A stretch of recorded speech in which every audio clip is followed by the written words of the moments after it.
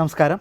Francis മാർപ്പാപ്പയുടെ അതിരൂപതയിൽ ഇടവക വികാരിയായി സേവനം ചെയ്യുന്ന മലയാളി വൈദികൻ ഫാദർ ജോൺസൺ കളമ്പാട്ടുകുടി CRSP ആണ് ഇന്ന് നമ്മളോടൊപ്പം ഈ ഒരു പ്രോഗ്രാമിൽ ചേരുന്നത്. കഴിഞ്ഞ 8 വർഷമായി അർജൻറ്റീനയിലെ ബ്യൂണസ് ഐറസ് അതിരൂപതയിൽ ഇടവക വികാരിയായി സേവനം ചെയ്യുന്ന അച്ഛൻ പെരുമ്പാവൂർ ഐമുറി ഇടവക അംഗമാണ്. അച്ഛനെ നമുക്ക് ഈ പ്രോഗ്രാമിലേക്ക് സ്വാഗതം ചെയ്യാം. അച്ഛാ, സ്വാഗതം. അച്ഛാ, നമ്മുടെ ഭാരതത്തിൽ ഇവിടെ മലയാളികൾക്കായാലും വളരെ ചുരുക്കം കിട്ടാവുന്ന ഒരു ഭാഗ്യമാണ്. ചുരുക്കം ചിലവർക്ക് വിരലിൽ എണ്ണാവുന്നവരാണ് ഇപ്പോഴും ഉള്ളൂ, 1-2 പേര് മാത്രമേ ഉള്ളൂ. അങ്ങനെ ഫ്രാൻസിസ് മാർപ്പാപ്പയുടെ അതിരൂപതയായ ബ്യൂണസ് ഐറസിൽ ഇടവക വികാരിയായി സേവനം ചെയ്യുന്നു, അതും കഴിഞ്ഞ 8 വർഷമായിട്ട്. എങ്ങനെയാണ് അച്ഛാ ഈ ഒരു ഇതിലേക്ക്, ഇവിടേക്ക്, ഈ ഒരു അതിരൂപതയിലേക്കും ഈ ഒരു ഇടവക വികാരി എന്ന നിലയിലേക്ക് അച്ഛൻ എത്തിയത്?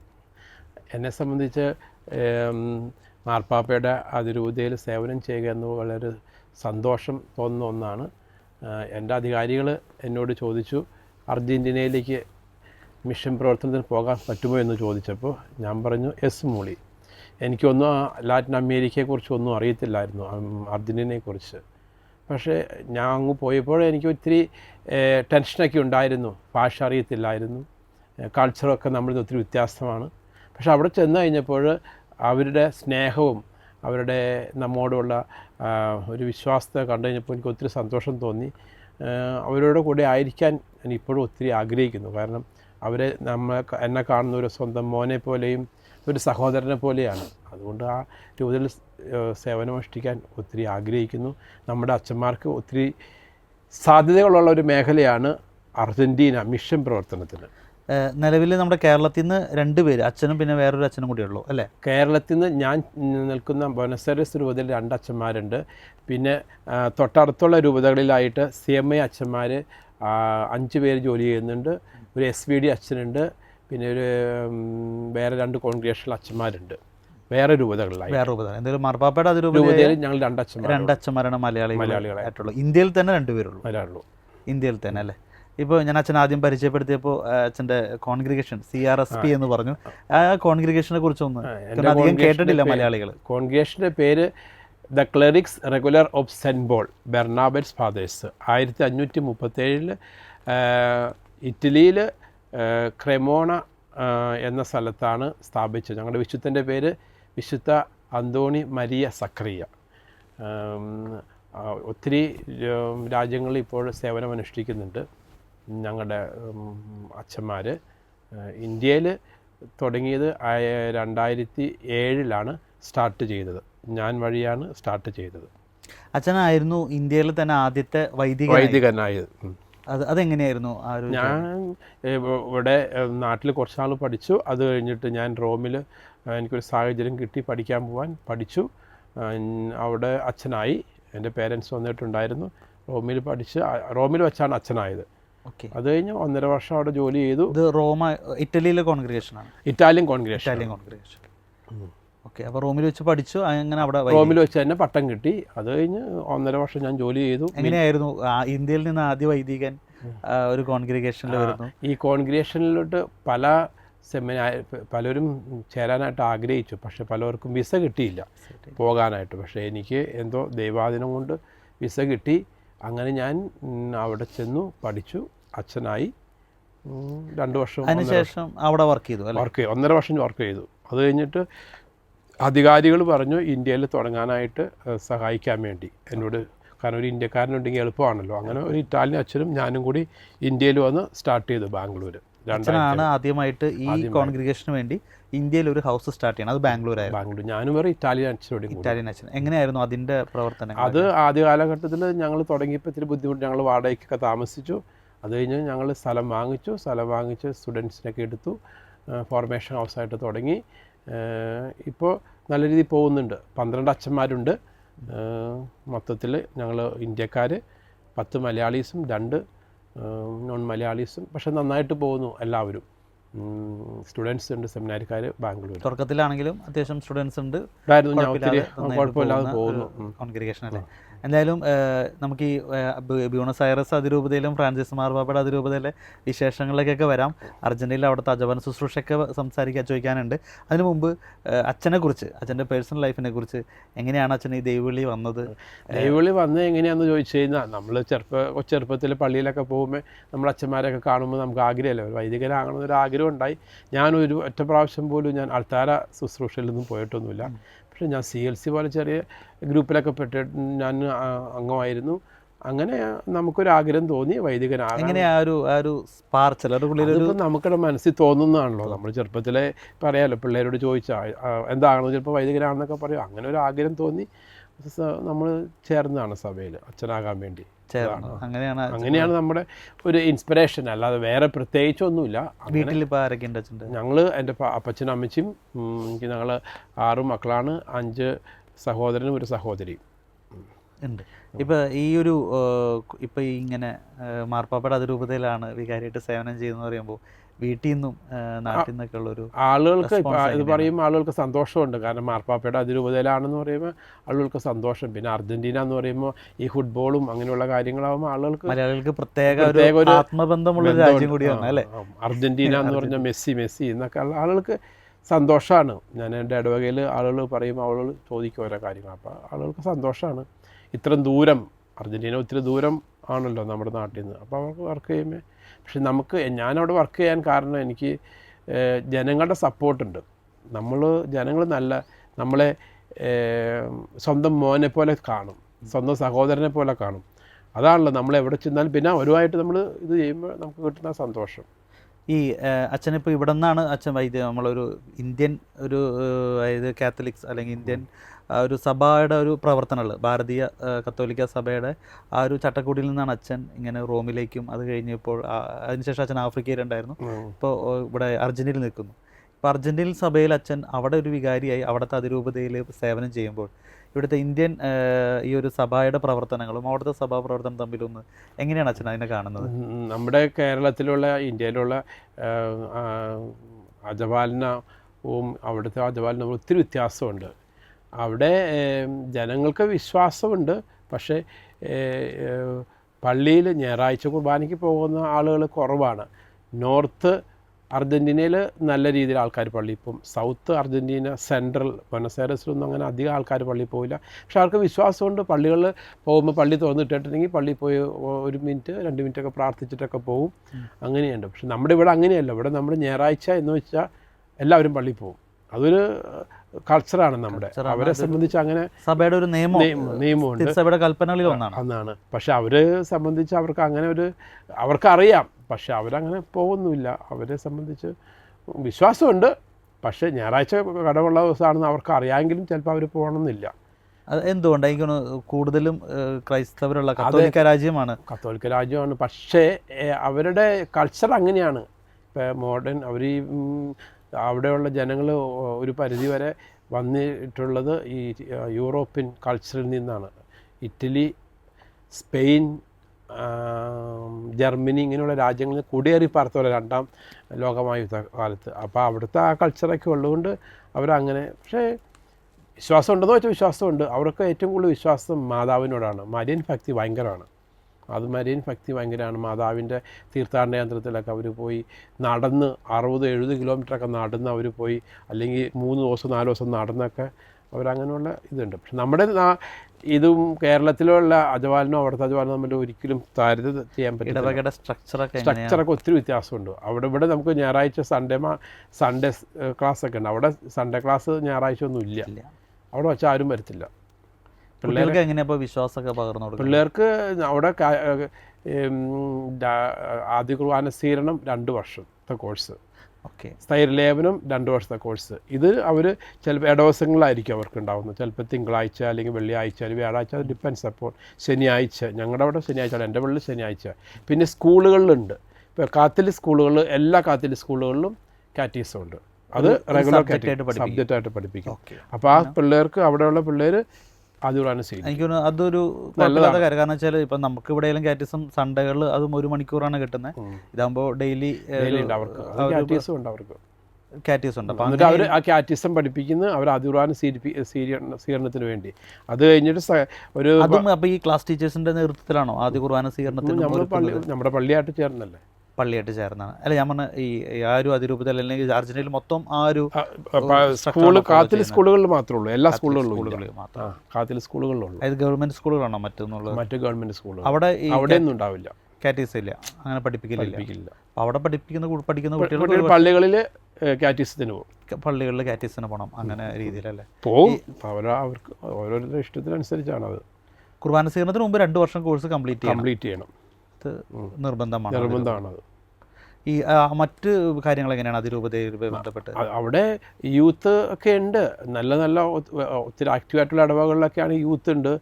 പിന്നെ അവിടെ സ്കൗട്ട് എന്ന് പറഞ്ഞ ഒരു നമ്മുടെ നാട്ടിലെ സ്കൗട്ട് ഉണ്ടല്ലോ, സ്കൗട്ട് അത് യുവാക്കന്മാർ ഒരുമിച്ച് പള്ളികളിൽ അതിനുള്ള സൗകര്യം ഉണ്ടാവും. പിന്നെ ഗിയാസ് എന്നൊക്കെ പറയും. ഗിയ എന്ന് പറഞ്ഞു കഴിഞ്ഞാൽ ലേഡീസിൻ്റെ, യങ് ലേഡീസ് ഗേൾസിൻ്റെ ഗ്രൂപ്പുകൾ, യങ് ബോയ്സിൻ്റെ ഗ്രൂപ്പുകൾ, അവർ ഇങ്ങനെ അവരുടെ ആക്ടിവിറ്റീസും ഉണ്ടാവും. അതിനോടനുബന്ധിച്ച് പള്ളിയിലെ കാര്യങ്ങളും അവർ സഹായിക്കും. അവർ അങ്ങനെ യൂത്തായിട്ട് അവിടെ ഉണ്ട്, പല പള്ളികളിലും സഹായിക്കുന്നവരുണ്ട്. അത് വലിയ ആക്റ്റീവായിട്ടുള്ള പള്ളികളൊക്കെ ആയിരിക്കും, അതിനുള്ള സൗകര്യമൊക്കെയുള്ള പള്ളികളിൽ.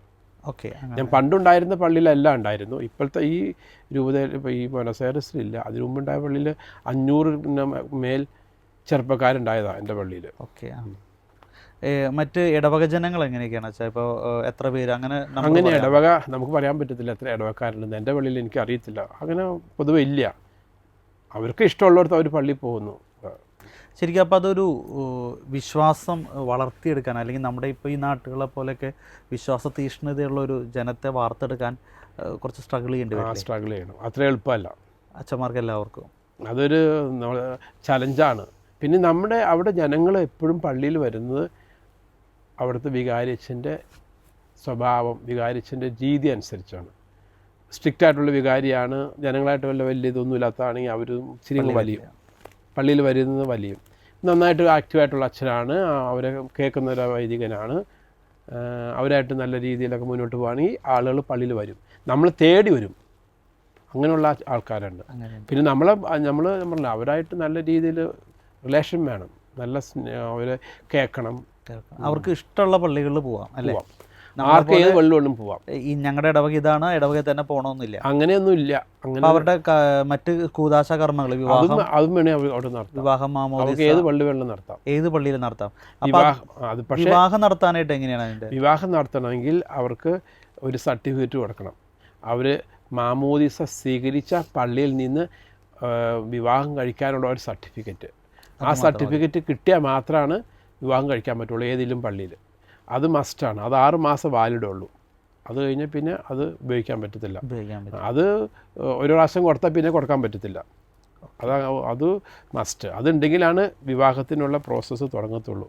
ചുമ്മാ പോയി വിവാഹം കഴിക്കാൻ പറ്റത്തില്ല. അല്ല, എന്നാലും നമ്മുടെ നാട്ടിലേക്കാളും കുറച്ചും കൂടി ഈസി ആണെന്നുണ്ട്. കാരണം മാമോദിസ സർട്ടിഫിക്കറ്റ് ഉണ്ടെങ്കിൽ വിവാഹം നടത്താം. അത് പറ്റും. പക്ഷേ അവിടെ കോഴ്സൊക്കെ ഉണ്ട്, ചെറിയ രീതിയിലുള്ള കോഴ്സൊക്കെ ഉള്ളൂ.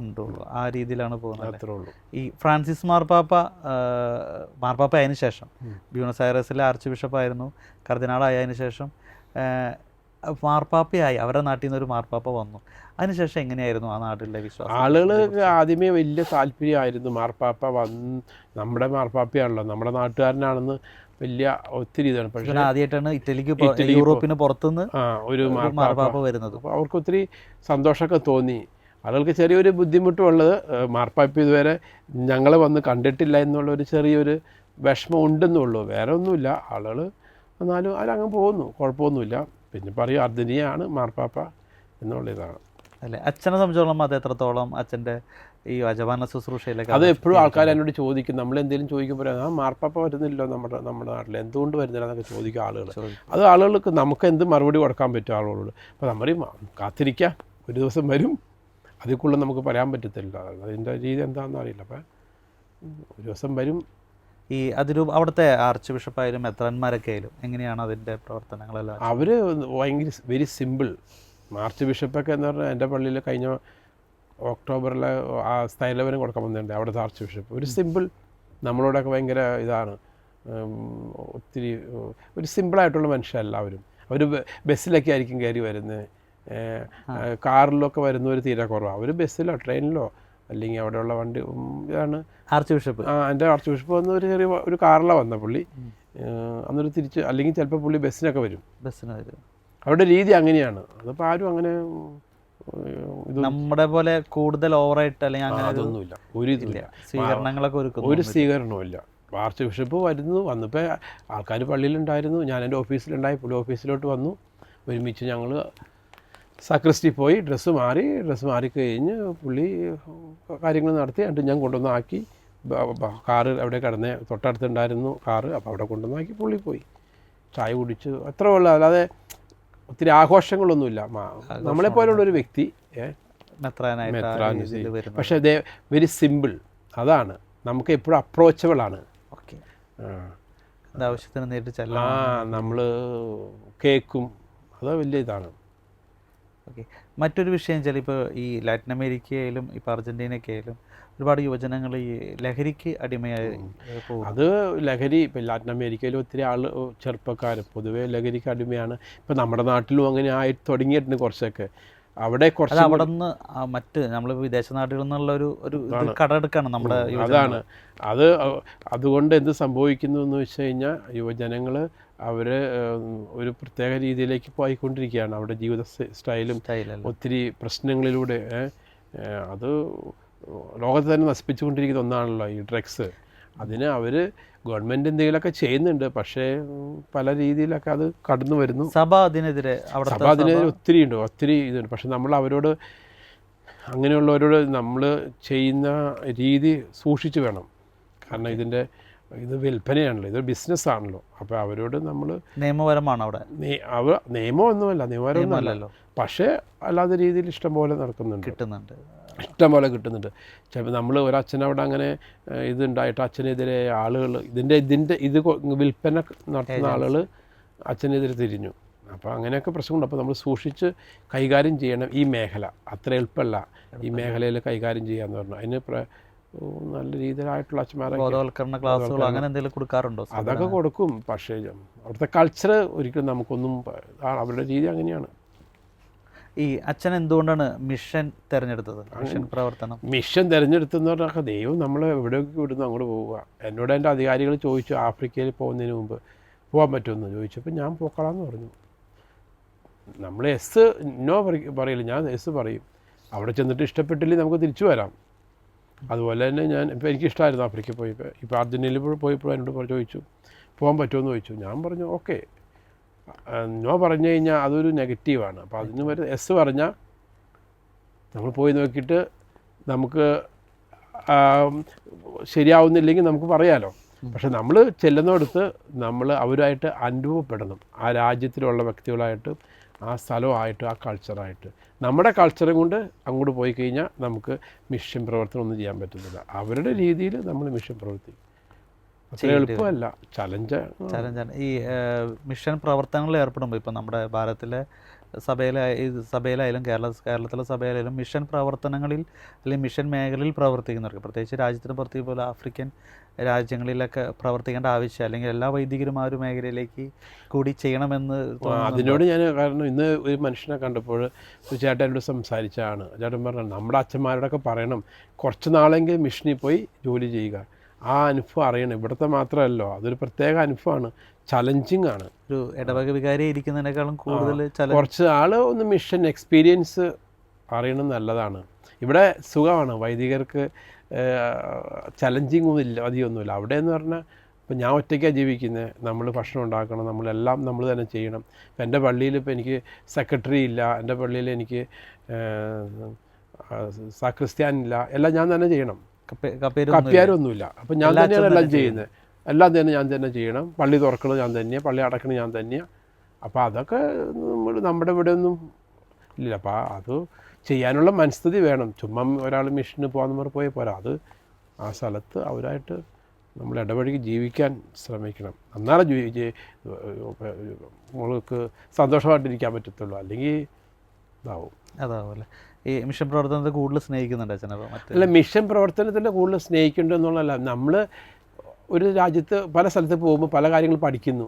പല കാര്യങ്ങളും മനസ്സിലാക്കുന്നു, പല കൾച്ചർ. ഇപ്പോൾ ഞാൻ ഒരിക്കലും ചിന്തിച്ചിട്ടില്ല ഞാൻ അർജൻറ്റീനയിൽ പോകുന്നു, ഒരിക്കലും ചിന്തിച്ചിട്ടില്ല ഞാൻ ആഫ്രിക്കയിൽ പോകുന്നു, ഇറ്റലിയിൽ പോകുന്നു. പക്ഷേ അവിടെയെല്ലാം നമ്മൾ പോയി. അതുകൊണ്ട് പല കാര്യങ്ങൾ പഠിക്കാൻ പറ്റി, പല ഭാഷ പഠിക്കാൻ പറ്റി, പല കൾച്ചർ പഠിക്കാൻ പറ്റി, പല മനുഷ്യരെ കാണാൻ പറ്റി. അവിടെ നമ്മൾ വളരും. അതൊക്കെയാണ് നമുക്ക്. ഈ അർജൻറ്റീനയിൽ ഫുട്ബോളുമായിട്ട് അല്ലേ എല്ലാവരും എനിക്ക് ജനിച്ചു വീഴുന്ന ഓരോരുത്തരും ഫുട്ബോളായിട്ട്, കുഞ്ഞു കൊച്ചുങ്ങൾ വരെ ഫുട്ബോൾ രക്തത്തിലല്ലേ. അവർ മെസ്സി എല്ലാവർക്കും മെസ്സി ആവണം. അർജന്റീനയിൽ തന്നെയാണ്. അതാണ് മെസ്സി എന്നുള്ള ചിന്ത കൊണ്ടാണ്. അത് ചെറുപ്പക്കാർ മുതൽ പ്രായം ചെന്നവർക്ക് വരെ. കേരളത്തിലും ഭൂരിപക്ഷം അതാണല്ലോ. പിന്നെ അവരുടെ രീതി, അവർക്ക് ഫുട്ബോൾ അവരുടെ രക്തത്തിൻ്റെ ഭാഗമാണ്. ഫുട്ബോൾ ഇല്ലാത്തൊരു പരിപാടി ഇല്ല. അത് എങ്ങനെയാണ് അച്ഛനിപ്പോൾ ഈ വിശ്വാസ പ്രഘോഷണ മേഖലയിലായാലും ഈ ഒരു കുദാശയിലും ഈ ഫുട്ബോളും വിശ്വാസ ജീവിതമൊക്കെ കൂടി അവരെങ്ങനെ കൊണ്ടുപോകുന്നത്? അതെങ്ങനെയാണെന്ന് വെച്ച് കഴിഞ്ഞാൽ നമ്മളിപ്പോൾ ചെറുപ്പക്കാരെയൊക്കെ പള്ളിയിലോട്ട് അടുപ്പിക്കാൻ പറ്റിയ ഒരു ഇതാണ് ഫുട്ബോൾ വഴി. അങ്ങനെ ചെയ്യാറുണ്ടോ? അങ്ങനെ ചെയ്യാം, അങ്ങനെ ചെയ്യുന്നുണ്ട് ഞങ്ങൾ. അതുവഴി അപ്പം നമ്മൾ കുർബാനയ്ക്ക് മുമ്പ് 1 മണിക്കൂർ പിള്ളേരോട് നമുക്ക് കളിക്കാം. പിള്ളേരെ കൊണ്ടുവന്ന് കളിപ്പിച്ച് കഴിഞ്ഞിട്ട് അത് കഴിഞ്ഞിട്ട് അവരോട് പള്ളിയിലോട്ട് വരാൻ പറഞ്ഞാൽ അവർ പള്ളിയിലോട്ട് വരും. അല്ലെങ്കിൽ കുർബാന കഴിഞ്ഞിട്ട് കളി ഉണ്ടെന്ന് പറഞ്ഞാൽ അവർ വരും. മനസ്സിലാവും. അപ്പോൾ ഇതൊരു ഇതാണ് എന്തുട്ടാ, അതിനൊരു അതിൻ്റെ വാക്ക് എനിക്ക് കിട്ടുന്നില്ല. അത് അങ്ങനെ പിള്ളേരെ നമുക്ക് അടുപ്പിക്കാൻ പറ്റും. അങ്ങനെ വരുന്നവരുണ്ട് ഇഷ്ടം പോലെ പള്ളിയിൽ. അത് സ്കൗട്ടും അതുപോലെയുള്ള അവർക്ക് ഇതുപോലെ രീതികളുണ്ട്. അങ്ങനെയാണ് പിള്ളേർ പള്ളിയിൽ വരും. നമ്മൾ അങ്ങനെ കൊണ്ടുവരണം. അല്ലാതെ രക്തത്തിൽ അലിഞ്ഞു കിടക്കുകയാണല്ലേ ഫുട്ബോൾ എന്ന് പറഞ്ഞാൽ അവരുടെ ജീവിതമാണ്. ഫുട്ബോൾ വേൾഡ് കപ്പ് സമയത്ത് അച്ഛൻ അവിടെ ഉണ്ട്. ഞാനവിടെ ഉണ്ട്. എങ്ങനെയായിരുന്നു അവരുടെ സന്തോഷം എന്ന് പറഞ്ഞാൽ ഭയങ്കര സന്തോഷമല്ലേ. അച്ഛനത് ശരിക്കും അത് എക്സ്പീരിയൻസ് ചെയ്യാൻ പറ്റും. അച്ഛൻ ആ സമയത്ത് ഉണ്ടായിരുന്നു. അപ്പോൾ അത് അവർക്ക് ഫുട്ബോളിൽ വേൾഡ് കപ്പ് കിട്ടിയെന്ന് പറഞ്ഞപ്പോൾ അവർ കരയല്ല. ആളുകൾ സന്തോഷത്തിൽ കരയായിരുന്നു. ആളുകൾ സന്തോഷം കൊണ്ട് കരയുന്ന എല്ലാവരും, അതായത് പ്രായഭേദം, അത് കുഞ്ഞു അങ്ങനെയാണ് എല്ലാവർക്കും ഉണ്ട്. കുഞ്ഞു കൊച്ചുങ്ങൾ വരെ പ്രായം ചെയ്യുന്നവരെ എല്ലാവരും. ഫുട്ബോൾ അവരുടെ ജീവിതമാണ്. എല്ലാ ദിവസവും അവർ കളിക്കാൻ പോകും. അതൊരു രീതിയാണ്. അത് ലാറ്റിൻ അമേരിക്കയിൽ പൊതുവെ ഉണ്ട്. അതായത് മറ്റൊരു കാര്യം വെച്ചാൽ അവിടെ അച്ഛന് ഈ അർജന്റീനയിൽ അച്ഛൻ സേവനം ചെയ്യുന്ന സമയത്ത്, അല്ലെങ്കിൽ ഇപ്പോൾ ആഫ്രിക്കയിലോ അച്ഛൻ്റെ ജീവിതത്തിൽ ഇന്ന് വരേണ്ട ഏറ്റവും അവിസ്മരണീയമായൊരു നിമിഷം എന്തായിരുന്നു ഈ ഒരു മിഷൻ മേഖലയിൽ?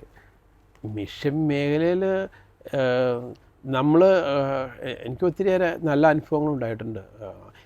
ഈ മനുഷ്യരൊക്കെ ഒത്തിരി സ്നേഹിക്കുന്നവരാണ്.